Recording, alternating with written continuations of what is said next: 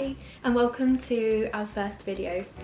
So my name's Tony and on my channel I'm mainly going to be talking about my beautiful little rats, my beautiful little dog, and some of the ethics I think around pet care and having pets in the first place. So I feel like we have a mini keyboard for them to play on, which they absolutely love. I want to talk today about why I chose rats and some of the pets that I've had in the past. So when I was a kid, I had guinea pigs, my brother had hamsters, and when I was about 12 years old, I decided I wanted a pet of my own that my mum wouldn't help me look after, and this pet would stay in my room. So in the end, I did loads of research and I spoke to my parents and I said, you know, I'd like to get pet mice. And I absolutely loved them. They were fantastic. They were just the cutest little things, and I looked after them myself. You know, my parents didn't help me with like the food. Whenever I needed more food, you know, my mum would take me to the shop. I'd use my pocket money sort of thing that I'd saved up and look after them. So fast forward a few years, obviously every time you lose a pet it's heartbreaking. They're part of your family and there's nothing that can be done about that. So what I decided at the time was that I was only going to stick to dogs.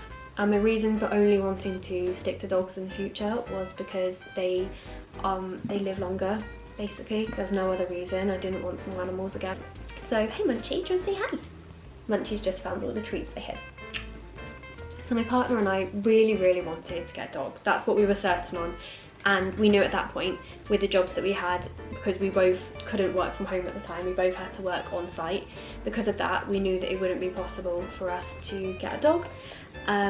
We don't think it's fair to work full-time and leave your dog at home for more than 3 hours, 4 hours at a time. Don't judge me for saying that, please. So at the time, COVID had sort of was finishing up, and I saw on the internet a lot of people had pet rats, and I thought, wow, they're so cuddly, and I heard that they're like dogs, but they're not dogs, they're pocket puppies. Pocket puppies, you may have heard them being called that before. So I looked into rats and I actually realised that I had the right kind of lifestyle for them to be able to look after them. So I did a lot more research. I spoke to my boyfriend, said, how would you feel about having rats? He honestly wasn't too sure, and I said, that's fine, they'll be mine, and if you want to help look after them, great. If you don't, that's also okay. I've got Jessica on me. She's a little rescue. She's only got half a tail, but I'll talk a bit more about her another time. She's a bit frightened, but she's actually climbed on me herself, which is really amazing because she was really shy.